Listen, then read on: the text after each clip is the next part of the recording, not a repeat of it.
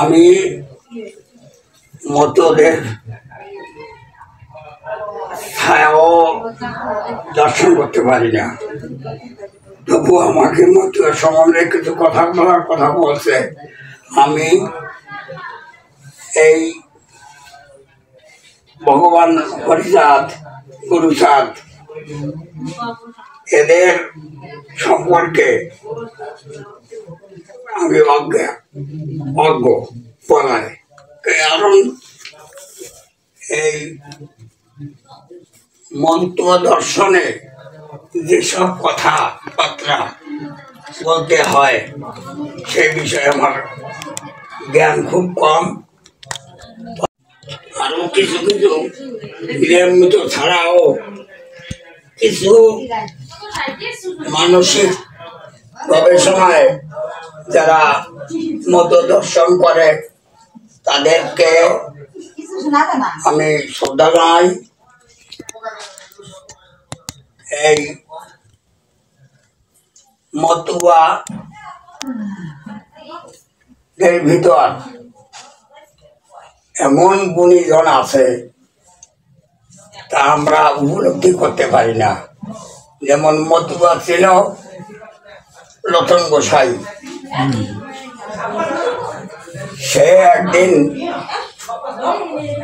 কৃষ্ণ দর্শন দেখাইছিল এক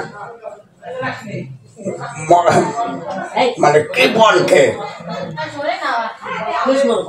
সে কৃপণের বাড়ি দিয়ে বলছে, ভিক্ষা করতে যাই, বলছে আজকে তোমার বাড়ি আমার অন্ন সেবা করবো।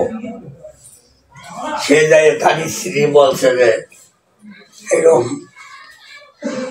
মতুয়া প্রথম গোসাই এসেছে, তার সে নিজে সেবা করার ইচ্ছুক। ওই কৃপণের স্ত্রী কাপড় ধুচ্ছে, জামা কাপড়, তাই ফেলাইয়া আসে দেখে কিন্তু তার দৃশ্য। সে তো লচন একেবারে টুন্ডল, হাত পা তার নাই কড়া দিয়া। তারপরে তার স্বামীকে বলছে দূরে যাইয়া, আমি তন্ডু আলাদে সেবা করাতে পারবো না। ও জ্ঞান চক্ষুতে উপলব্ধি করছে যে মা কি কয়। ও উপলব্ধি করে বলছে যে মা, তোমার সেবা করলে আমি পুণ্যতা লাভ করবো, তুমি আমাকে সেবা করাও। তাই কাকুকে মেয়েতে করলিবার মন সারি আসে, পাক করে যখন নিবেদন করে তাকে দেশে প্রণাম করে দেখে যে রাধা কৃষ্ণ। হরি বলো, হরি বলো, হরি বলো।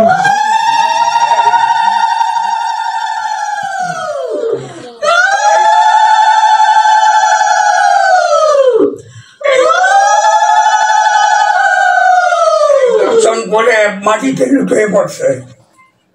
ওর স্বামী বলে যে ব্যাপার কি, মনে মনে ভাবছে যে আমি তারে কত বলে ইয়া দিয়া পাক করালাম, সে হানে লুটো হয়ে পড়ছে। সে ওদেরকে বলছে যে আসো আজকে পাইছি, হরি চেয়ে নাও।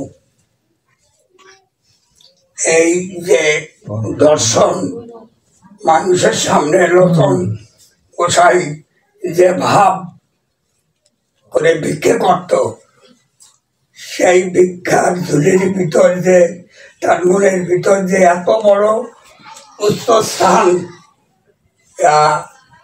ভাবতে গেলেও আমরা কল্পনা আনতে পারি না।